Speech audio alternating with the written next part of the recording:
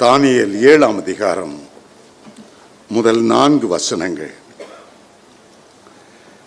Babylon ராஜாவாகிய பெல்சாசாரின் 1ஆம் வருஷத்திலே தானியேல் ஒரு சொப்பனத்தையும் தன் படுக்கையின் மேல் தன் தலையில் தோன்றின தரிசனங்களையும் கண்டான். பின்பு அவன் அந்த சொப்பனத்தை எழுதி காரியத்தின் தொகையை விவரித்தான். தானியேல் சொன்னது, ராத்திரி காலத்திலே எனக்கு உண்டான தரிசனத்திலே நான் கண்டது என்னவென்றால், இதோ வானத்தின் 4 காற்றுகளும் பெரிய சமுத்திரத்தின் மேல் அடித்தது. அப்பொழுது வெவ்வேறு ரூபமுள்ள 4 பெரிய மிருகங்கள் சமுத்திரத்திலிருந்து எழும்பின. முந்தினது சிங்கத்தை போல இருந்தது, அதற்கு கழுகின் சேட்டைகள் உண்டாயிருந்தது. நான் பார்த்து கொண்டிருக்கையில் அதன் இறகுகள் பிடுங்கப்பட்டது. அது தரையிலிருந்து எடுக்கப்பட்டு மனுஷனை போல 2 காலின் மேல் நிமிர்ந்து நிற்கும்படி செய்யப்பட்டது. மனுஷ இருதயம் அதற்கு கொடுக்கப்பட்டது. தானியேல் தீர்க்கதரிசியின் புஸ்தகத்திலே நேபுகாத் நேச்சார் கண்ட 2 சொப்பனங்கள் இடம்பெற்றிருக்கின்றன. தானியேல் கண்ட 4 தரிசனங்கள் இடம்பெற்றிருக்கின்றன. இந்த 2மே வருங்காலத்தை குறித்த ரகசியங்களை வெளிப்படுத்துகிறதாய் அமைந்திருக்கிறது. சொப்பனமும் தரிசனமும் ரகசிய மொழி. புதிய ஏற்பாட்டில் அந்நிய பாஷை ஒரு ரகசிய மொழி. பழைய ஏற்பாட்டில் உள்ள ராஜாக்களுக்கு அவர்கள் அரசாளுகிறபடினால் வருங்காலங்களை குறித்த வெளிப்பாடுகளை சொப்பனத்தின் மூலமாய் கொடுத்தார். ஆனால் அதன் அர்த்தத்தை அவர்களுக்கு கொடுக்கவில்லை. அர்த்தத்தை தேவ ஜனங்களுக்கே வெளிப்படுத்தி அந்த அர்த்தத்தை அவர்கள் ராஜாக்களுக்கு விவரித்தார்கள். நேபுகாத் நேச்சார் வருங்காலங்களை குறித்து ஒரு சொப்பனம் கண்டார். தானியேல் 2ஆம் அதிகாரத்தில் இருக்கிறது. அவர் பல்வேறு வகையான காலங்களையும் பல்வேறு வகையான அரசாங்கங்களையும் உலோகங்களாக கண்டார். ஒரு ராஜா படையெடுத்து போகும்போது எதிர் தேசத்தில் என்ன பொன்னு இருக்கிறது, என்ன வெள்ளி இருக்கிறது, என்ன வெண்கலம் இருக்கிறது, அதையெல்லாம் வாரிக்கொண்டு வருவார்கள். ஆனால் ஆண்டவர் வருங்காலத்தை குறித்து பார்க்கும்போது வெண்கலமாக உலோகமாக காணவில்லை. அந்த ராஜாக்களின் இருதயத்திலே சாத்தான் வைத்த மிருகத்தனமான சுபாவங்களை பார்த்து அதை தானியேலுக்கு வெளிப்படுத்தினார். அந்த நாட்களிலே பாபிலோன் சாம்ராஜ்யத்திலிருந்து வர வர வர வர ஒவ்வொரு ஆட்சியும் மிருகத்தனமாக, கொடூரமுள்ளதாக, ஈவு இரக்கம் இல்லாததாக, இரத்த வெறி பிடித்ததாக மாறிக்கொண்டே வந்தது. அப்படியே சாம்ராஜ்யங்கள் வந்து வந்து வந்து மகா மிருகத்தனமான ஒரு ஆட்சி அந்தி கிறிஸ்துவனுடைய நாட்களில் இருக்கும் என்பதை ஆண்டவர் கொண்டு வந்தார். போக போக ஜனங்கள் சுபாவ அன்பில்லாமல் பணத்துக்கு கொலை செய்கிறவர்களாக, குழந்தைகளை கற்பழிக்கிறவர்களாக, உடைய சிந்தனையெல்லாம் மழுங்கி போய் ஈவு இரக்கமில்லாமல் ஒரு மிருகத்தனமாய் ஜனங்கள் மாற்றப்பட்டு கொண்டே வருகிறார்கள். சாத்தானுக்கு ஆண்டவர் கொடுக்கிற பெயர் மிருகம் என்பதாகும். ஒரு பக்கம் சாத்தான் வலு சர்ப்பத்தை போல இருக்கிறான். அந்த வலு சர்ப்பம் பிதாவோடு போராடுகிறது. அந்தி கிறிஸ்துவாகிய மிருகம் இயேசுவோடு போராடுகிறது. கள்ள தீர்க்கதரிசி என்று பொல்லாத ஒரு ஆவி பரிசுத்த ஆவியானவரோடு போராடுகிறது. சாத்தானினுடைய திருத்துவம் முழுவதும் பூமியில இறங்கி அரசாளுகிற ஒரு ஆட்சி தான் அந்தி கிறிஸ்துவனுடைய ஆட்சி. 7 ஆண்டுகள் அந்த அந்தி கிறிஸ்துவனுடைய ஆட்சி இருக்கும். முதல் 3.5 வருடங்கள் உபத்திரவ காலம் என்றும் அடுத்த 3 ஆண்டுகள் மகாபத்திர காலம் என்றும் அழைக்கப்படும். அதற்கு பிறகு ஒரு சந்தோஷமான செய்தி, நம்முடைய ஆண்டவராகிய இயேசு 1000 வருடங்கள் பூமியை அரசாளுவார். அது ஒரு இன்பமான, மகிழ்ச்சியான, சந்தோஷமான ஆண்டுகளாயிருக்கும். எந்த உலகம் இயேசுவை வேண்டாம் என்று சொன்னதோ, எந்த உலகம் அவரை சிலுவையில் அறையும் அறையும் அறையும் என்று கத்தினதோ, ரோம ராஜ்யத்தின் ராயனே அல்லாமல் எங்களுக்கு வேறு ராஜா இல்லை, வேறு ராஜா வேண்டாம் என்று சொன்னார்களோ, அதே உலகத்திலே இயேசு வந்து சமாதான பிரபுவாக 1000 ஆண்டுகள் அரசாளுவார்.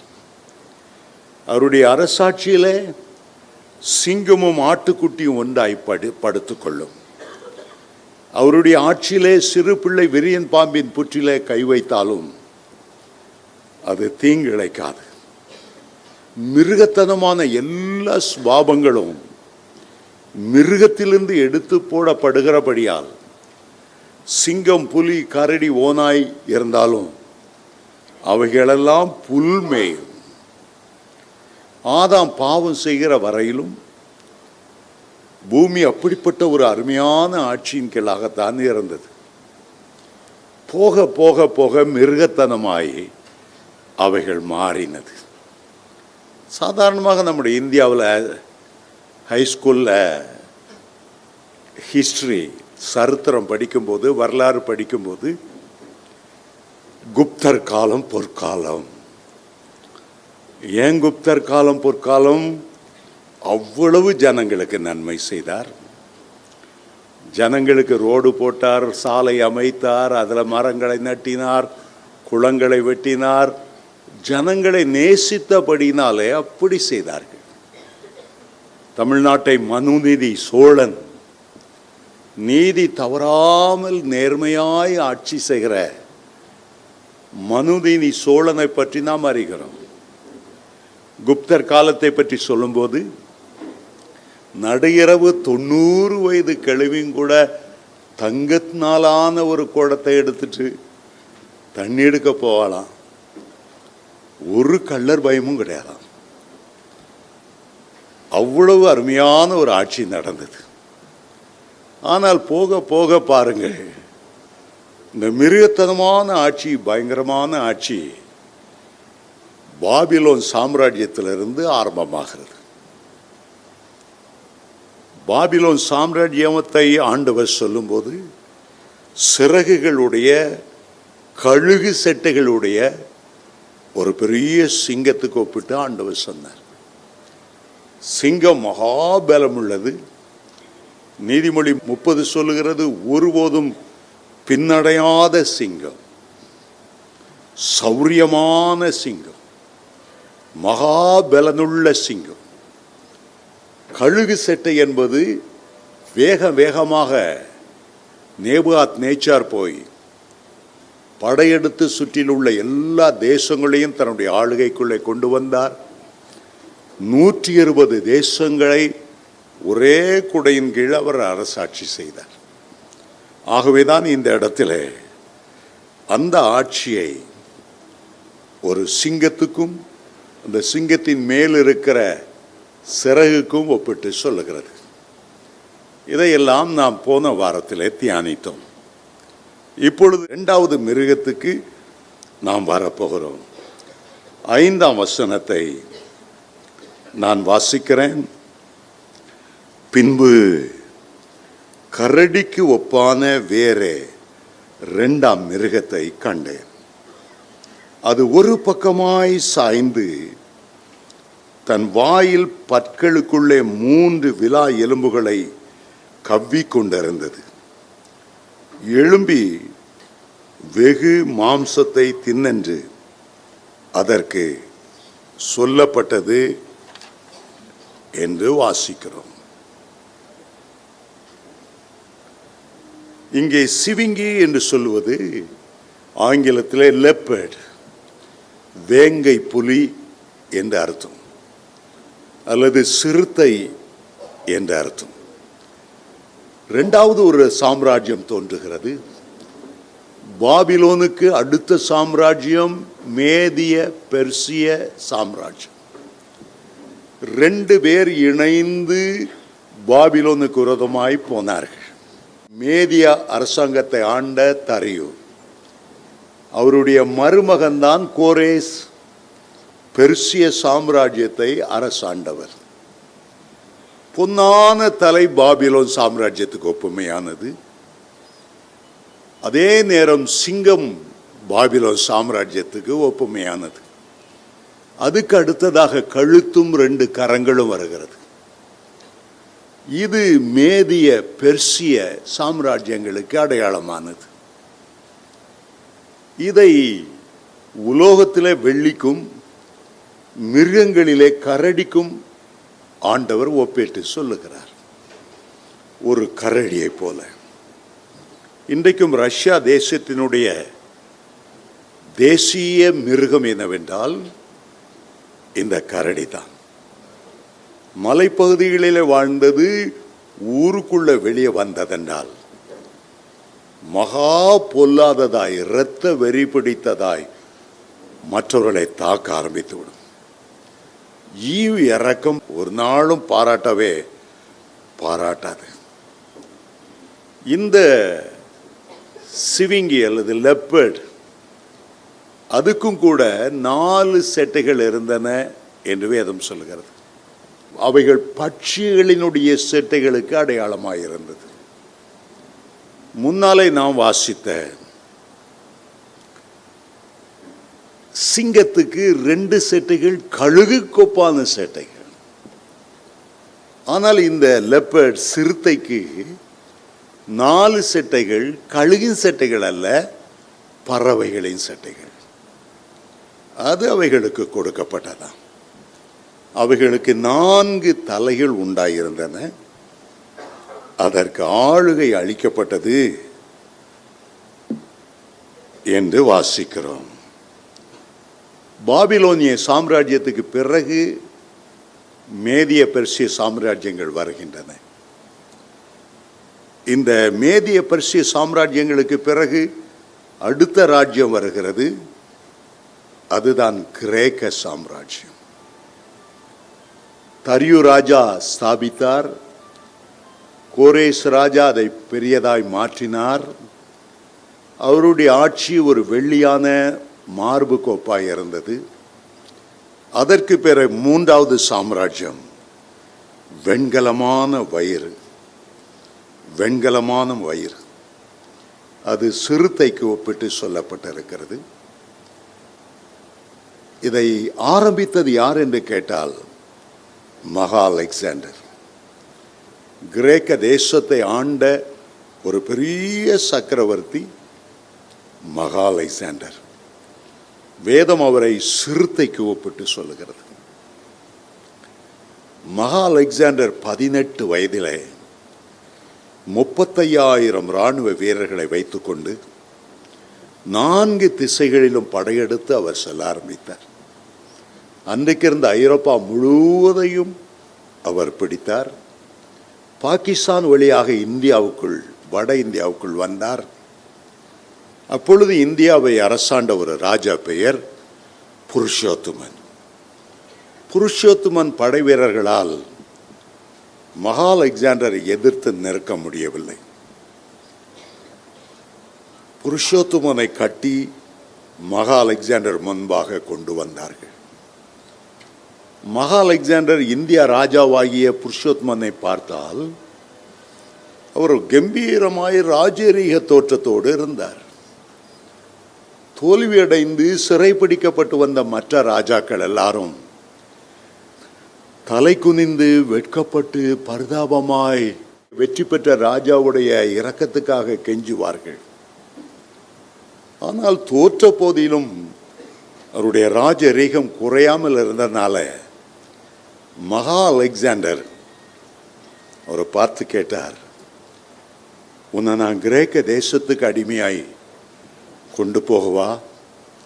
உன்னை நான் எப்படி நடத்த வேண்டும்? அவர் சொன்னார், நான் சிறைப்பட்டாலும் நான் ராஜா தான். என்னை ஒரு ராஜாவை போல நடத்த வேண்டும் என்று கேட்டுக்கொண்டாராம். மகா அலெக்சாண்டர் அதை கேட்டபோது ஆச்சரியப்பட்டு, உன் தேசத்தை நீயே சந்தோஷமாய் அரசாண்டு கொள், உன்னை நான் சிறை பிடிக்கவில்லை என்று அவனை வாழ்த்தி அனுப்பினானாம். இதே கிரேக்க மகா அலெக்சாண்டர் இஸ்ரேல் தேசத்தை பிடிக்க போன போது ஆண்டவர் அங்குள்ள பிரதான ஆசாரியனை குறித்து இரவு நேரத்தில் மகா அலெக்சாண்டருக்கு வெளிப்படுத்தினதாகவும், அதே போல உள்ள அங்கே உள்ள பிரதான ஆசாரியனுக்கு மகா அலெக்சாண்டர் வரப்போறார், அவருக்கு சொல்ல வேண்டிய செய்தியெல்லாம் சொன்னதாகவும் சரித்திரம் சொல்லுகிறது. கிரேக்க சாம்ராஜ்யத்தினாலே ஒரு பெரிய நன்மை, கிரேக்க மொழி அவ்வளவு இலக்கண ஆழமானது. அன்றைக்கு இருந்த எல்லா மொழிகளை பார்க்கிலும் கிரேக்க மொழியில் அத்தனை அருமையான வார்த்தைகள், ஆழம் பொதிந்த வார்த்தைகள், ஒரு காரியத்தை துல்லிபமாய் விளக்கக்கூடிய வார்த்தைகள். அந்த கிரேக்க தேசத்தின் மூலமாக வேதாகமம் முழு உலகத்திலும் பரவ ஆண்டவர் கிருபை செய்தார். நாம் கையில் வைத்திருக்கிற வேதாகமத்தை அதனுடைய முதல்ல ஆரம்ப பக்கத்தில் பார்த்தா இது எபிரேய கிரேக்க மொழியிலிருந்து மொழிபெயர்க்கப்பட்டது. பழைய ஏற்பாட்டு முழுவதும் எபிரேய மொழியில் எழுதப்பட்டது. புதிய ஏற்பாடு முழுவதும் கிரேக்க மொழியில் எழுதப்பட்டது. அதுக்கு பிறகுதான் லத்தீன் மொழி. டாக்டர் ஜெரோம் அந்த காலத்தில் இருந்த ஒரு பெரிய துறவி, அவர் லத்தீன் மொழியில மொழிபெயர்த்தார். பிறகு ஆங்கிலத்தில் பல மொழிகளிலே மொழிபெயர்க்கப்பட்டது. இந்தியாவில் உள்ள அத்தனை வேதாகமங்களும் ஆங்கிலத்திலிருந்து மலையாளம், ஆங்கிலத்திலிருந்து தெலுங்கு, ஆங்கிலத்திலிருந்து கன்னடம், ஆங்கிலத்திலிருந்து ஹிந்தி. ஆனால் தமிழ் வேதாகமம் மட்டும் ஆங்கிலத்திலிருந்து மொழிபெயர்க்கப்படவில்லை. இந்த ஒரிஜினல் லாங்குவேஜான எபிரேயத்திலிருந்தும் கிரேக்கத்திலிருந்தும் மொழிபெயர்க்கப்பட்டது. பைபிள் எடுத்து பாருங்க, பழைய ஏற்பாடும் புதிய ஏற்பாடும் அடங்கின பரிசுத்த வேதாகமம் எபிரேய கிரேக்க என்னும் மூல பாஷையிலிருந்து தமிழில் மொழிபெயர்க்கப்பட்டது. இது ஒரு விசேஷமானது. இந்திய தேசத்தின் எந்த மொழிக்கும் கிடையாத ஒரு விசேஷம் தமிழ் மொழிக்கு உண்டென்றால் அது எபிரேய கிரேக்க பாஷையிலிருந்து மொழிபெயர்க்கப்பட்டது. கிரேக்க மொழியின் மூலமாக வேதத்தின் ஆழமான சத்தியத்தை உலகத்துக்கு கொண்டு செல்ல முடியும் என்று அறிந்த ஆண்டவர் மகா அலெக்சாண்டரை எழுப்பினார். 18 வயதிலே 35,000 வீரர்களை கொண்டு அன்றைக்கு இருந்த எல்லா தேசங்களையும் அவர் கைப்பற்றினார். மேதிய பெர்சிய ராஜ்யம் முடிவடையும் போது அங்கே ஏறக்குறைய 3 லட்சம் வீரர்கள் இறந்தார்களாம். ஆனால் அந்த 3 லட்சம் வீரர்களையும் இந்த 35,000 வீரர்கள் ஜெயங்கொள்ளும்படி ஆண்டவர் அவரை பலப்படுத்தினார். ஒரு நாள் மகா அலெக்சாண்டர் அழுதாராம், இந்த உலகத்தில் நான் வெற்றி கொள்ள வேறே தேசம் இல்லையே, எல்லா தேசங்களும் என் காலடியிலே வந்துவிட்டதே. அவ்வளவு தேசங்களையும் அவர் வென்றார். ஆனால் 33.5 வருடங்கள் தான் உயிர் வாழ்ந்தார். அதுக்கு பிறகு ஒரு கொடிய ஜுரம் வந்தது, அவர் மரிக்கிற நேரம் வந்தது. அவர் 2 காரியத்தை சொன்னார். ஒன்று, இவ்வளவு நான் உலகத்தை ஜெயித்தும் உலகத்திலிருந்து ஒரு சின்ன குண்டூசி, ஒரு மண்ணை கூட நான் எடுத்துக்கொண்டு போகவில்லை. எவ்வளவோ ரத்தம் சிந்தினேன், எவ்வளவோ தேசங்களை ஜெயித்தேன். ஆனால் வெறுங்கையாய் வந்து வெறுங்கையாய் போகிறேன் என்பதை உலகம் பார்க்கட்டும். என்னுடைய பிரேத பெட்டிக்கு வெளியே என்னுடைய 2 கைகளை விரித்து வையுங்கள்.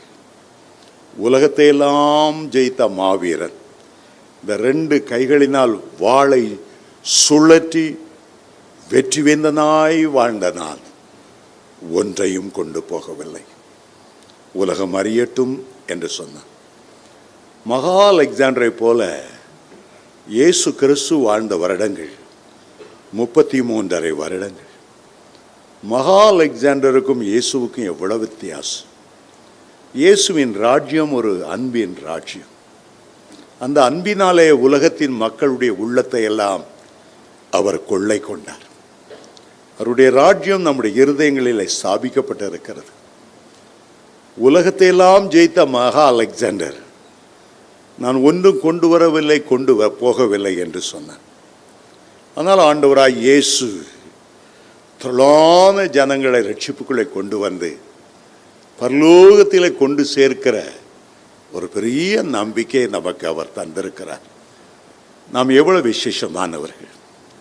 2வது நெப்போலியன் சொன்னார், என் குழந்தை சின்ன குழந்தையா இருக்கிறது, என்னுடைய ராஜ்யத்தை என்னோடு கூட இருந்து யுத்தத்திலே தலைமை தாங்கி நடத்தி ஜெயிப்பதற்கு உதவி செய்த என்னுடைய 4 தளபதிகளுக்கும் இந்த தேசத்தை பிரித்து கொடுக்க வேண்டும்.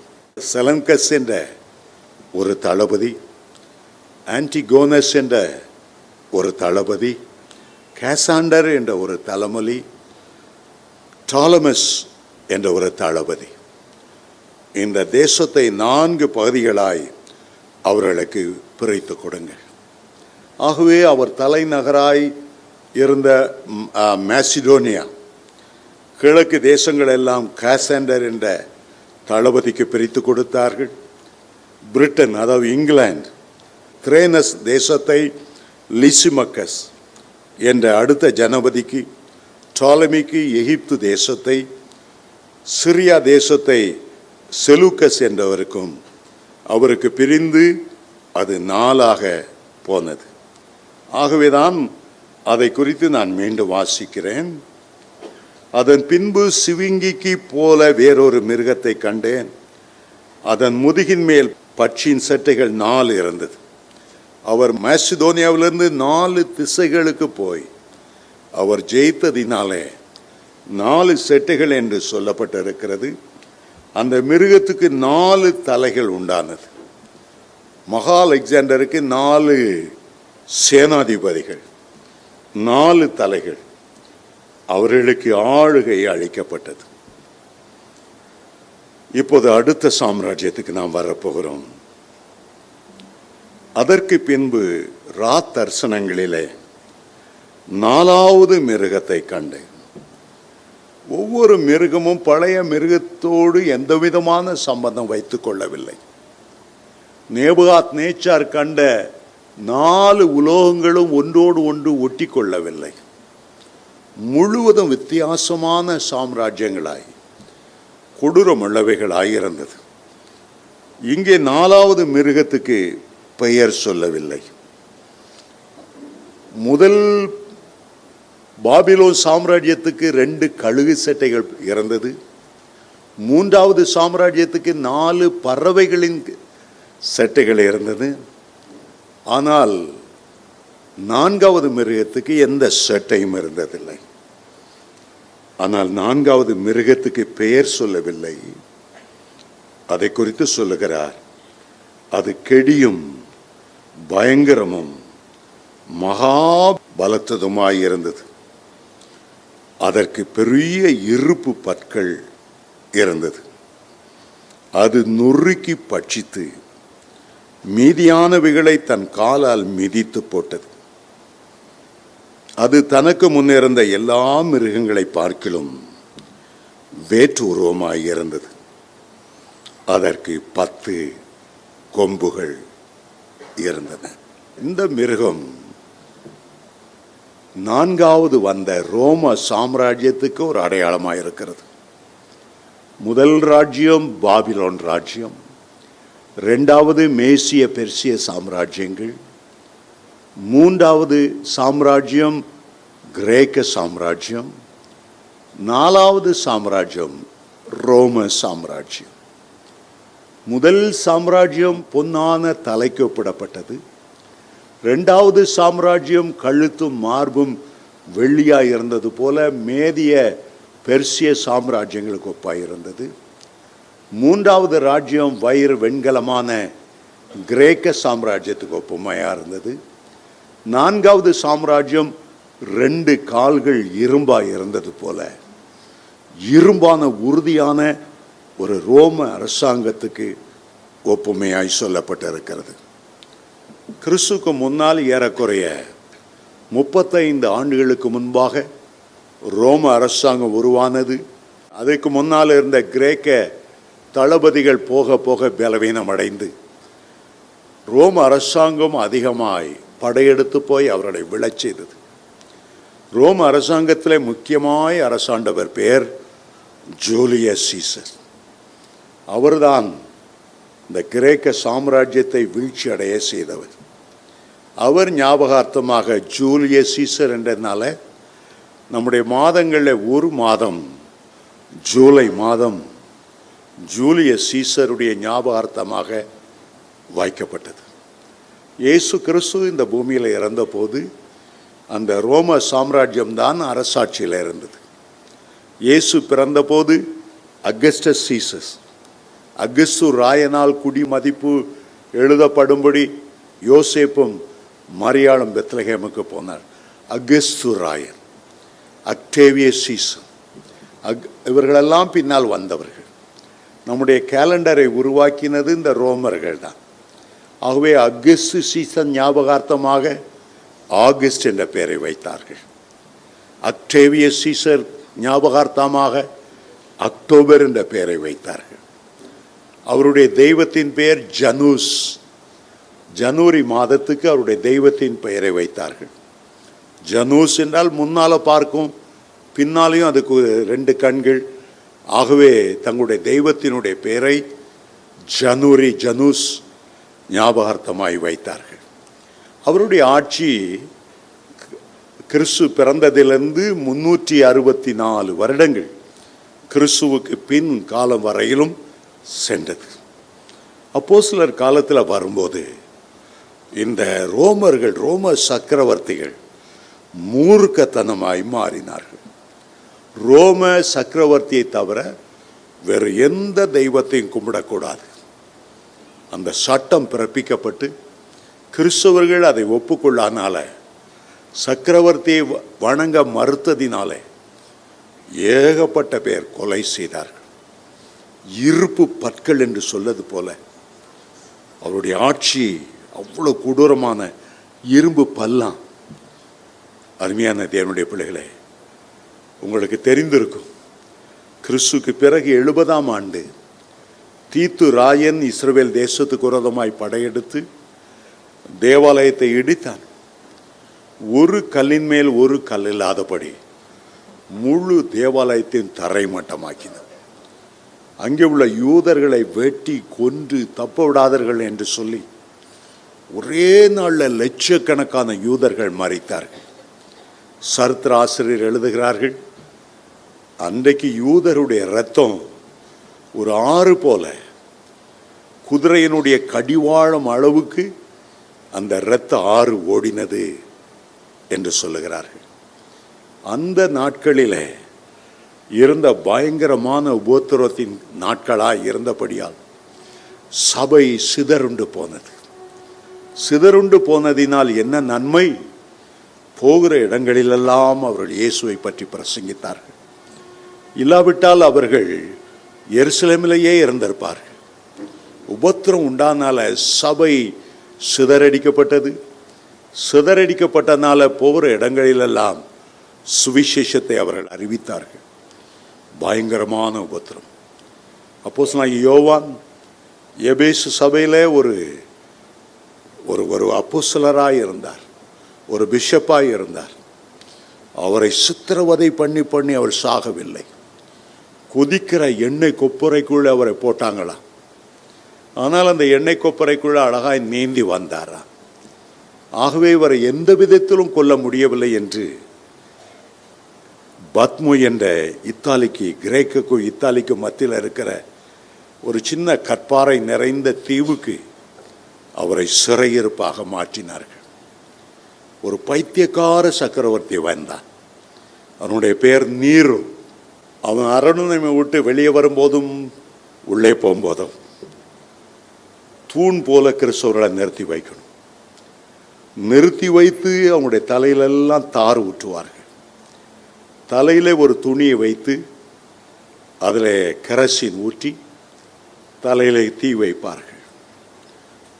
இந்த பக்கம் ஒரு 1000 கிறிஸ்தவர்கள், அவன் போகிற அடுத்த பக்கம் ஒரு 1000 கிறிஸ்தவர்கள்.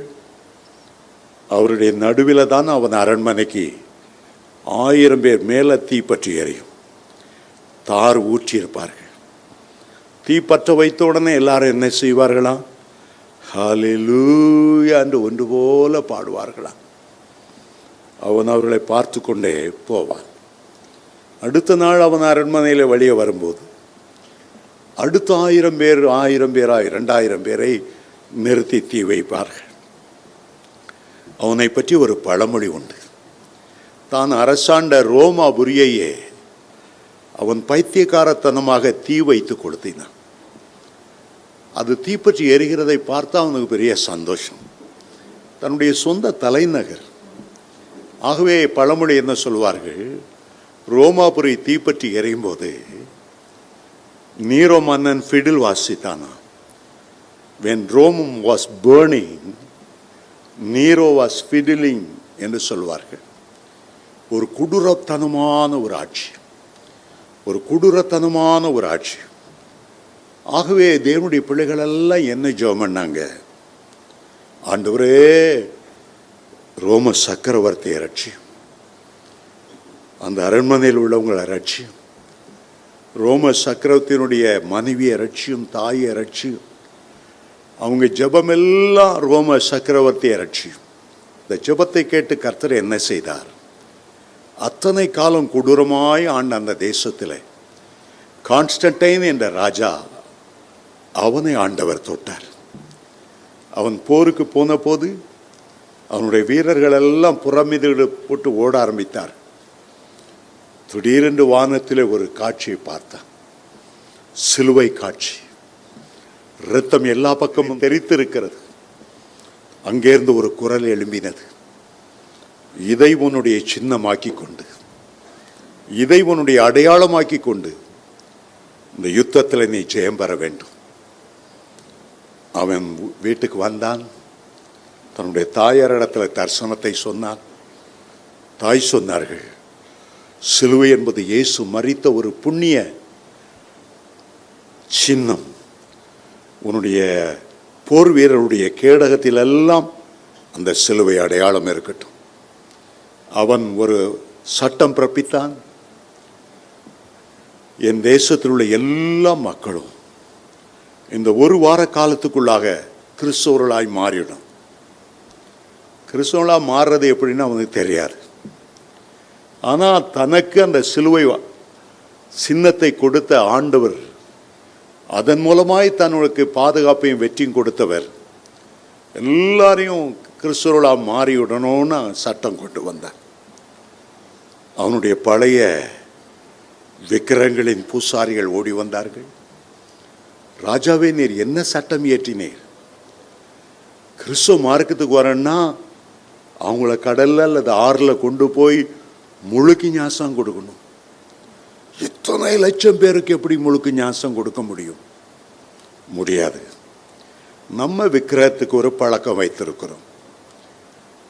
தண்ணி தெளித்து 3 தடவை, சிலரை தண்ணி தெளித்து விட்டேன்னு சொல்லுவாங்க இல்லையா, அப்படியே பிதா குமாரன் பரிசுத்த 3 சொட்டு தண்ணியை ஊற்றி ஆட்கள் அனுப்பிடுவோம். மற்றபடி எல்லாருக்கும் முழுக்கு ஞாசம் கொடுக்க முடியாது. அவன் பார்த்தான், சரி ஏதோ ஒரு வழியில் கிறிஸ்தவங்களாகட்டும். முதல் முறை கிறிஸ்துக்கு பிறகு 360ஆம் வருஷத்தில் தான் இந்த தெளிப்பு ஞாசம் வந்தது. வேதத்தின்படி அது சரியல்ல. ஞானம் வந்த பிறகு இயேசு எனக்காக சிலுவையில் மரித்தார், அடக்கம் பண்ணப்பட்டார், உயிரோடு எழுந்தார். சிலுவையில் தண்ணீரில் நிற்கும்போது சிலுவையில் இயேசு அறையப்பட்டார். தண்ணீரில் முழுகும்போது எனக்காக அவர் அடக்கம் பண்ணப்பட்டார். தண்ணீரில் எழும்பும்போது அவருடைய உயிர்த்தெழுந்த வல்லமையினால் நான் வெற்றியுள்ள வாழ்க்கை வாழுவேன். இதுதான் அடையாளம். ஆனால் அந்த கான்ஸ்டன்டைன் ராஜா இடையில கொண்டு வந்த இந்த செல்லாத நோட்டுங்கிற குழந்தை ஞானசானத்தை கத்தோலிக்க சபை அப்படியே எடுத்துக்கொண்டது. ஏனென்றால் அந்த ராஜரீக ஒரு மதமாக மாறினது. அதுக்கு பிறகு அதை சிஎஸ்ஐ சபைகளும் ஆங்கிலிக்கன் சபைகளும் பின்பற்ற ஆரம்பித்தது. ஆனால் இப்போ நம்ம வேதத்தை வாசிக்கும் போது, வேதத்தை தியானிக்கும் போது உண்மையான ஞானஸ்தானம் அது என்பதை உணர்கிறோம். குழந்தை ஞானஸ்தானம் செல்லாத காசை கொண்டு பரலோகத்துக்கு காட்ட முடியாது. அது கான்ஸ்டன்டைன் ராஜாவுக்கு சரியாக இருந்திருக்கலாம். பரலோகம் அதை ஏற்றுக்கொள்வதில்லை. அதனால தான் நம்ம குழந்தை ஞானஸ்தானம், ஒரே ஞானஸ்தானம், பொய்யான அந்த கள்ள நோட்டை வச்சிட்டு இருக்கிறத விட முழுகி ஞானஸ்தானம் பெறுங்கள் என்று ஆலோசனை சொல்லுகிறோம். முழுகி ஞானம் எடுக்கிறதுனால ஒன்றும் குறைஞ்சு போகிறதில்லை. ஆனால் குழந்தை ஞானம் வச்சு பரலோக வீதியில் நின்றா பரலோகம் கெட் அவுட்னு சொன்னால் எத்தனை பரிதாபமாக இருக்கும். அடடா, இவ்வளோ முக்கியத்துவம் வாய்ந்ததுன்னு எனக்கு தெரியாது. எங்கள் சபையால் நான் ஏமாற்றப்பட்டு போயிட்டேன்.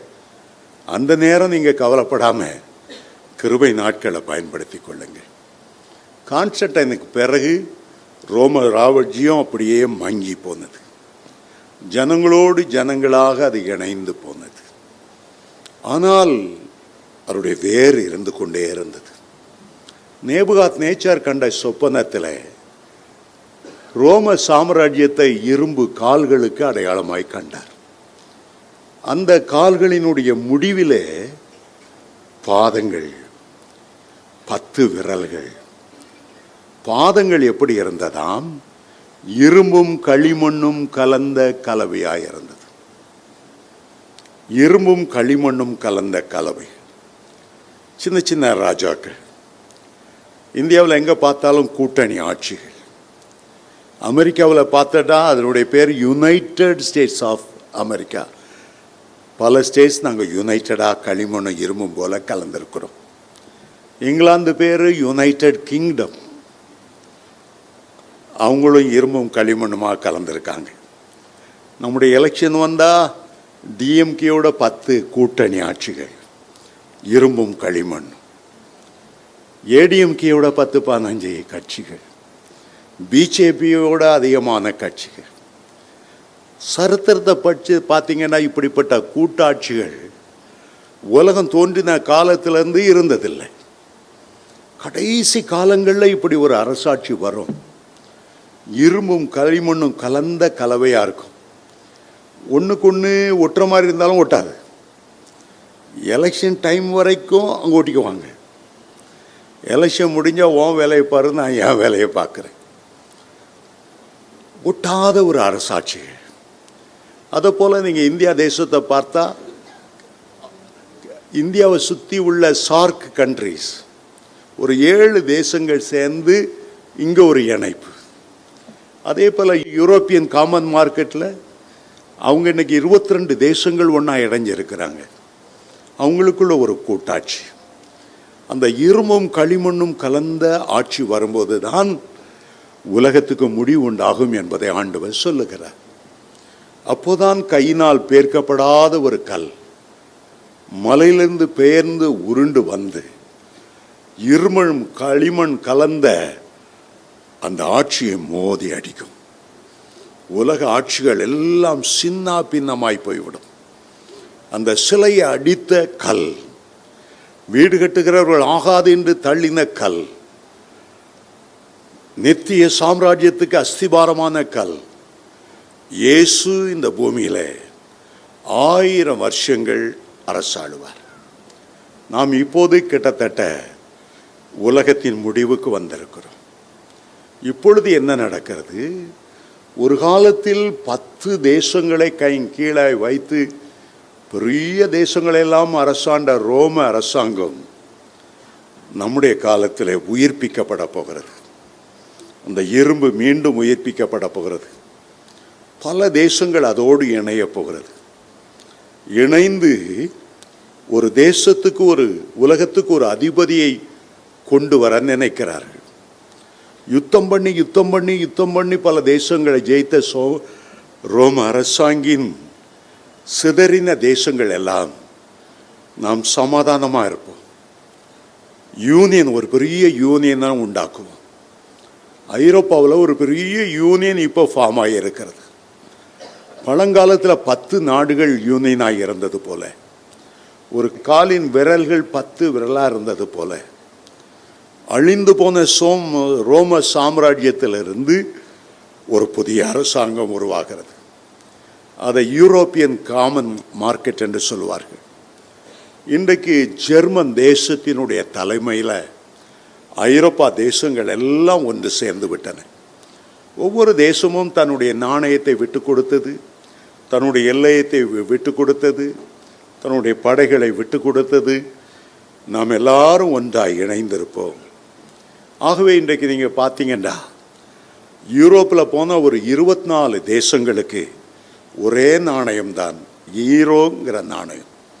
எந்த தேசத்துக்கும் இப்போ எல்லையோ அல்லது இமிக்ரேஷனோ, ஒரு தேசத்துலேருந்து அடுத்த தேசத்துக்கு போகிறதுக்கு ஒரு பாஸ்போர்ட்டோ ஒன்றும் தேவையில்லை. ஏதாவது ஒரு தேசத்துக்கு விசா எடுத்தால் போதும். 24 தேசங்களுக்கும் நீங்கள் போயிட்டு வரலாம். எந்த பார்டரோ, எந்த செக்கிங்கோ, எந்த எல்லையோ கிடையாது. எல்லாத்தையும் திறந்துட்டாங்க. ஏண்டா, ஒரு சமாதானமாக நம்ம வாழணுங்கிற ஒரு எண்ணம். எந்த ஹிட்லர் அதே யூரோப்பாவில் யுத்தம் செய்து ரத்தம் சிந்தி யூரோப் முழுவதையும் தன்னுடைய ஆளுகைக்குள்ளே கொண்டு வரணும்னு நினைத்தானோ, அவன் தோல்வி அடைந்தான். ஆனால் இப்போ உலகத்தின் அதிபதி வெளியாகணும், உலகத்தை ஆளுகிற ஒரு அந்தி கிறிஸ்து வரணும். ஆகவே அவன் என்ன செய்தான்? தந்திரமாக நம்ம எல்லாரும் ஒன்று சேர்ந்தாதான் ஒரு பலனுள்ளவர்களாக இருப்போம், ஒரு புதிய ஆட்சியை அமைக்க முடியும்.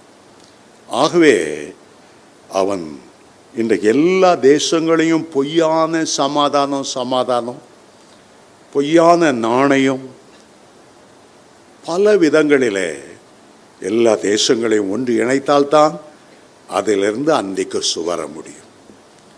நான் பெல்ஜியம் தேசத்துக்கு போயிருந்த போது அங்குள்ள தமிழ் மக்கள் எல்லாம், இங்கே வாருங்க, உலகத்தின் அதிபதி ஒருத்தன் வரப்போகிறதுனால அவனுக்காக ஒரு பெரிய மாளிகை கட்டுறாங்க. நான் அங்கே போனேன். அந்த பெரிய கட்டடம் பார்ப்பதற்கு தலைகீழான சிலுவை போல காணப்பட்டது. அந்த கட்டடத்துக்கு பெயர் த பீஸ்ட், மிருகம். அதில் ஆயிரக்கணக்கான கம்ப்யூட்டர்கள், உலகத்தில் பிறந்திருக்கிற ஒவ்வொரு மனிதனையும் கண்காணிக்கக்கூடிய எல்லா வசதிகளும் அங்கே செய்யப்பட்டிருக்கிறது. ஆகவே இனிமேல் என்ன வரப்போகிறது? ஒவ்வொரு மனிதனுடைய கையிலும் ஒரு சிப்ஸ் ஏற்றுவார்கள்.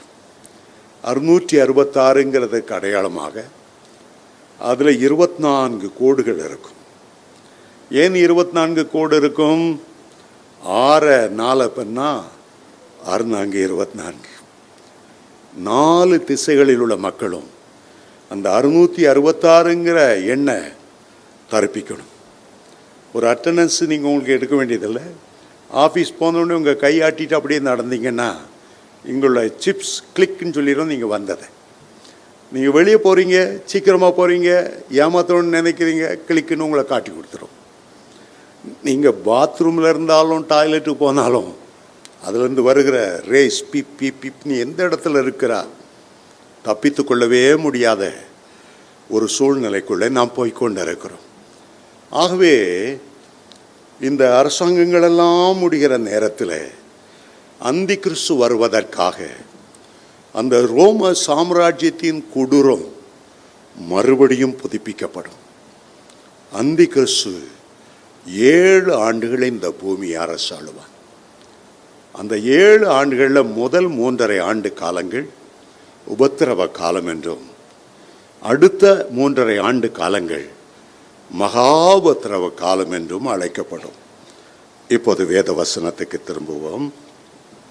தானியேல் 7ஆம் அதிகாரத்தை எடுத்துக்கொள்ளுங்கள். 7ஆம் வசனத்திலிருந்து வாசிக்கிறேன். அதன் பின்பு தரிசனங்களில் 4ஆம் மிருகத்தை கண்டேன். அது கெடியும் பயங்கரமும் மகாபலத்துவமானதாய் இருந்தது. அதற்கு பெரிய இருப்பு பற்கள் இருந்தது. அது நொறுக்கி பட்சித்து மீதியானவை தன் கால்களினால் மிதித்து போட்டது.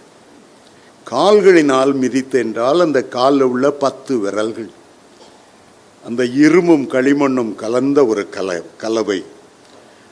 அது தனக்கு முன்னிருந்த எல்லா மிருகங்களை பார்க்கிலும் வேற்றுருவமாயிருந்தது.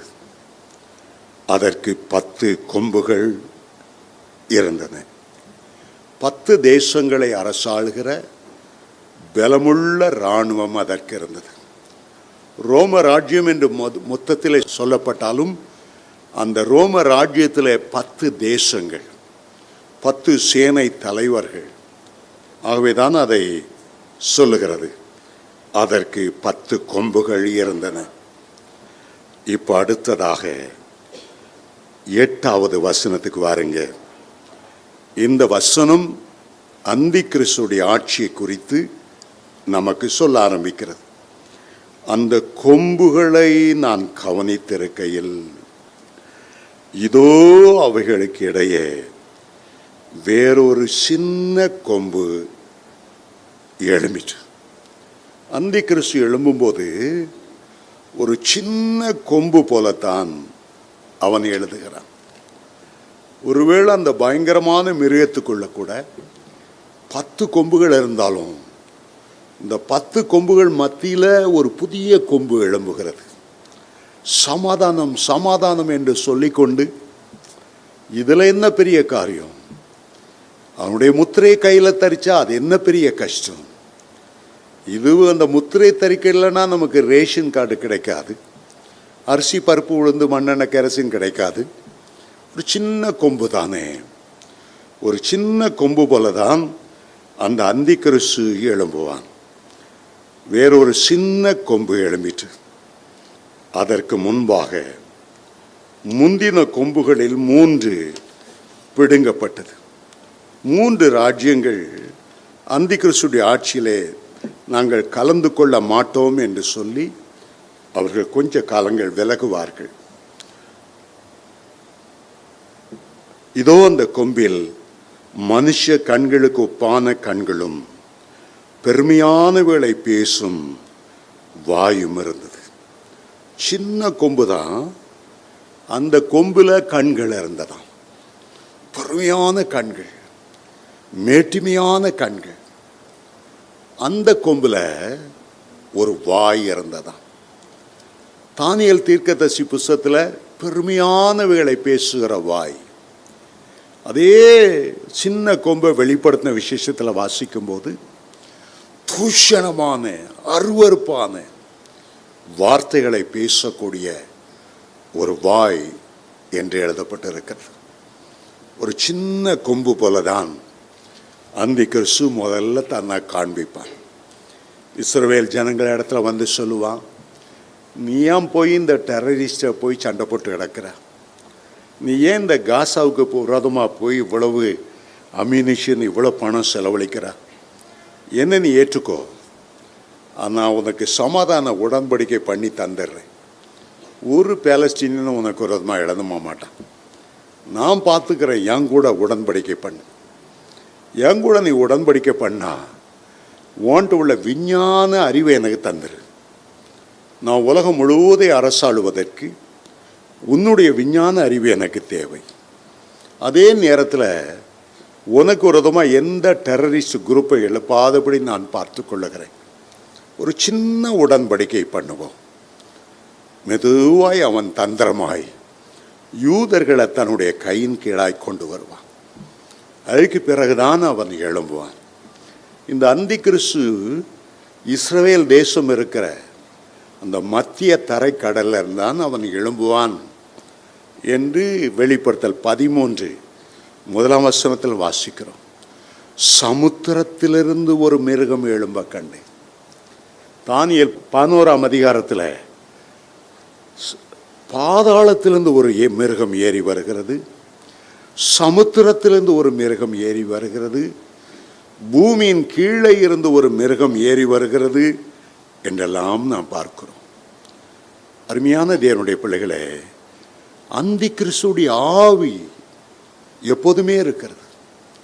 அந்தி கிறிஸ்து என்றால் கிறிஸ்துவுக்கு எதிரானவன், ஆன்டி, எதிரான, கிரைஸ்ட், கிறிஸ்துவுக்கு எதிரானவன், தேவனுக்கு எதிரானவன், பரிசுத்த ஆவியானவருக்கு எதிரானவன். இவனுடைய ஆவி என்ன செய்யும்? கிறிஸ்துவ மறுதலிக்கும். கிறிஸ்து ஒரு நல்ல மனுஷன், அவ்வளோதான். அவர் தேவகுமாரன் அல்ல, அவர் தேவன் அல்ல. கிறிஸ்து ஒரு நபி, ஒரு தீர்க்கதரிசி, அவ்வளோதான். கிறிஸ்து ஏதோ ஒன்றெண்டு அற்புதம் செய்தார், அவ்வளோதான். கிறிஸ்துவனுடைய தெய்வீகத்தை மறுதலிப்பது தான் இந்த அந்தி கிறிஸ்துவனுடைய ஆவி. ஆகவே நீங்கள் 1 யோவான் 4ஆம் அதிகாரம் 1 முதல் வசனங்களை வாசித்தால் அப்போஸ்தலனாகிய யோவான் சொல்லுகிறார், பிரியமானவர்களே, இந்த கடைசி நாட்களில் அநேக அந்தி கிறிஸ்துகள் எழும்பி இருக்கிறபடியால் எல்லா ஆவியும் நீங்கள் நம்பாமல் அது தேவனிடத்திலிருந்து வந்ததோ என்று சோதித்து பாருங்கள். கிறிஸ்துவை தேவகுமாரன் என்று மறுதலிக்கிற எந்த ஆவியும் தேவனிடத்திலிருந்து வந்ததல்ல, அது அந்தி கிறிஸ்துவனுடைய ஆவி. பலருக்குள் அந்த அந்தி கிறிஸ்துவனுடைய ஆவி பூந்தது. ஹிட்லருக்குள் அந்த அந்தி கிறிஸ்துவனுடைய ஆவி இருந்தனால தான் யூதர்கள் 60 லட்சம் பேர் அவன் 2வது உலக மகா யுத்தத்துக்கு முன்னால் அவன் கொண்டு குவித்தான். அது கரிபால்டி ஆகட்டும், லெனின் ஆகட்டும், முசலோனி ஆகட்டும், எந்த ஆளாக இருக்கட்டும், அவனுக்குள்ள ஓரளவு அந்தி கிறிஸ்துவனுடைய ஆவி கிரியை செய்தது. ஆனால் இன்னும் அந்தி கிறிஸ்து வரும்போது ஒரு சாதாரண மனுஷனை போல இருந்தாலும் அவனுக்குள்ள முழுக்க முழுக்க வலுசற்பத்தின் ஆவிகள், அவனுக்குள்ள அவ்வளவு பாதாளத்தின் ஆவிகள், துறைத்தனங்களின் ஆவிகள், அதிகாரங்கள், வேசித்தன ஆவிகள், கொலைவரி ஆவிகள், மூர்க்கத்தின் ஆவிகள், அவ்வளவும் அவனுக்குள்ள ஒரே நாளில் இறங்கிவிடும். அவன்தான் அந்தி கிறிஸ்துவாய் மாறுவான். ஆரம்பத்தில் ஒரு சின்ன கொம்பு போல தான் இருக்கும், சின்ன கொம்பு போல தான் இருக்கும். சாதாரணமாக நமக்குள்ள கூட ஒரு சின்ன கோபம் வரும். இந்த சின்ன கோபத்தை நம்ம விட்டுட்டா, இந்த கோபத்துக்காக உபவாசம் இருந்து ஒரு நாள் ஜோமனா விட்டுட்டா, குடும்பத்தில் சின்ன சின்ன சின்ன சண்டைகள் பெரிதாகி பிறகு அது மூர்க்கமாய் மாறும்.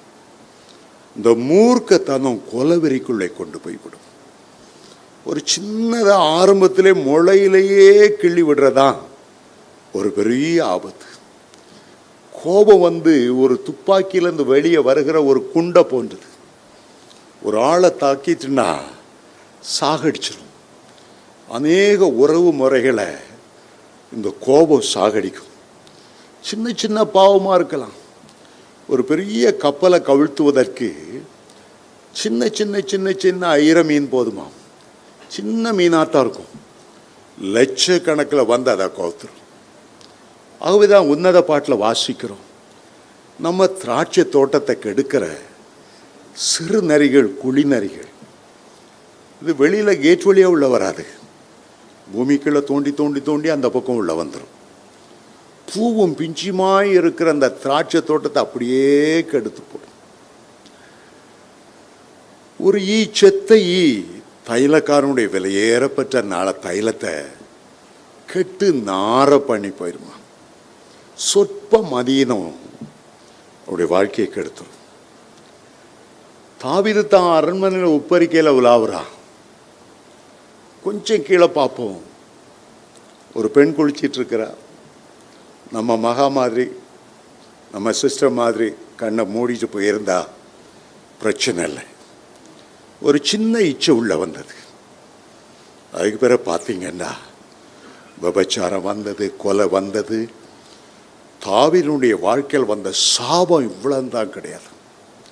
அவருடைய சொந்த மகா தாமார் அம்மோனால் கற்பழிக்கப்பட்டார். அப்சலோம் தாவீதுடைய அவ்வளவு மர்மனை மாட்டிகளையும் சூரியனுக்கு முன்னால் அவன் விபச்சாரம் பண்ணினான். அவனுடைய குமாரர் 3-4 பேர் கொல்லப்பட்டார்கள். பயங்கரமான சாபம். சின்ன கொம்பு மாதிரி உங்கள் உள்ளத்தில் இருந்து முளைக்கிற ஒரு சின்ன காரியம், அதை நீங்கள் கண்டுக்கிடாமல் விட்டுறலாம். ஆனால் அது சின்ன கொம்பு உங்களுடைய வாழ்க்கையில் வளர்ந்து உங்களுடைய ஆவிக்குரிய வாழ்க்கையே தூர்த்து போடும். சாதாரணமாக பாருங்கள், கொஞ்சம் களிமண் இருக்குது, கொஞ்சம் வைக்கோல் இருக்குது, கொஞ்சம் தண்ணி இருக்குது. களிமண்ணை குழைச்சி வைக்கோலால் அதை சுட்டு ஒரு செங்கலை மாற்றிடுங்க. அது தண்ணியாக இருக்கும்போது வைக்கோலாக இருக்கும்போது யாருக்கும் கெடுதல் கிடையாது. செங்கலாக மாறி கோபத்தில் ஒரு ஆள் மேலே ஓங்கி அடித்து அவன் செத்தே போவான். இந்த மூணு ஒன்று சேர்ந்துடுற சின்ன காரியம்தான். இதெல்லாம் ஒன்று சேர்ந்தா பயங்கரமான ஒரு ஆபத்துக்குள்ளே கொண்டு வந்து விட்டுரும். ஒரு பெரிய ஃப்ளைட்டு புறப்படுறதுக்கு முன்னால் அந்த பைலட் சொன்னான், இது இந்த அதனுடைய சிறகு கொஞ்சம் ஆடுது, இன்ஜினியர் நீ அதை பார்த்துரு. அவன் பார்த்தா ஒரு சின்ன திருக்காணி போயிருந்தது. சரி நான் மாற்றிடுறேன்னு சொன்னேன். சரி ஒரு டீ குடிச்சிட்டு வரோமே. அப்போ பார்த்தா அவன் ஃப்ரெண்டு வந்தான், 2 பேரை பேசினாங்க. அந்த திருகாணி தானே, சின்னது தான், அதை பொருத்தி இருந்திருக்கலாம். ஃப்ளைட் எடுத்தாங்க. நடுவானத்தில் பறக்கும்போது அந்த ஆணி இல்லாதனால அந்த ரெக்க அப்படியே அசைய ஆரம்பித்தது. போக போக லூஸ் ஆச்சு. அவ்வளோ உயரத்தில் 300 பயணிகளோடு போன அந்த விமானம் அப்படியே கீழே விழுந்து நொறுங்கினது. ஒரு சின்ன திருகாணி, அதை போடுறதுக்கு ஒரு 10 நிமிஷம் கூட ஆயிருந்துக்காது. அத்தனை பேருடைய உயிரும் வீணாய் போய்விட்டது. கொஞ்சம் பாவ சிந்தை, கொஞ்சம் சினிமா வால் போஸ்ட் நல்லா அருமையாக அதை ஒரு இச்சையோடு பார்க்கும்போது அது ஒரு விதை போல உள்ள விழுந்துருது. போக போக போக நம்முடைய ஆவிக்குரிய வாழ்க்கையை அது தூர்த்து போடுகிறது. அந்த சின்ன கொம்பு ஒரு நாள் ஒரு பெரிய அந்தி கிறிஸ்துவா உனக்குள்ளேயே எழும்பி விடக்கூடும். கர்த்தருக்கு விரோதமான ஒரு சின்ன மேட்டிமையான வார்த்தை நீ பரலோகத்தை சென்று அடைகிறதையே தூர்த்து போட்டு விடக்கூடும். ஒரு கிணத்துல ஏதோ ஒரு சின்ன ஆழம் விதைய ஏதோ ஒரு காக்கா பழத்தை சாப்பிட்டால எச்சம் போடுது. கொஞ்ச நாளில் பார்த்தா அந்த கிணறே தூந்து போயிடும். சில கட்டடத்துக்கு மேலே சில ஆழம் விதைகள் அப்படியே செடியாக வளர்ந்துருக்கும். இவங்க கேர் பண்ணாமல் இருந்தாங்கன்னா அந்த கட்டடத்துக்கு பலனே போச்சு. கண்ணுக்கு தெரியாத ஒரு சின்ன ஆழ விதை எவ்வளோ கெடுதலை உண்டாக்குறது. ஒரு சின்ன கொம்பை குறித்து நாம் எச்சரிக்கையாக இருக்கணும். நேரம் முடிகிறது. அடுத்த வாரம் நான் இதை தொடர்ந்து பேச போகிறேன். அந்தி கிறிஸ்துவுக்கும் என்ன வித்தியாசம், அந்தி கிறிஸ்துவின் ஆட்சி எப்படி முடிவடையும், ஆண்டவருடைய 1000 வருஷ அரசாட்சி குறித்து இதை தொடர்ந்து இந்த அதிகாரத்தை தொடர்ந்து நான் கொண்டு செல்ல விரும்புகிறேன். கர்த்தர் உங்களை ஆசீர்வதிப்பாராக. ஒரு நிமிடம் நாம் எழுந்து நிற்போம்.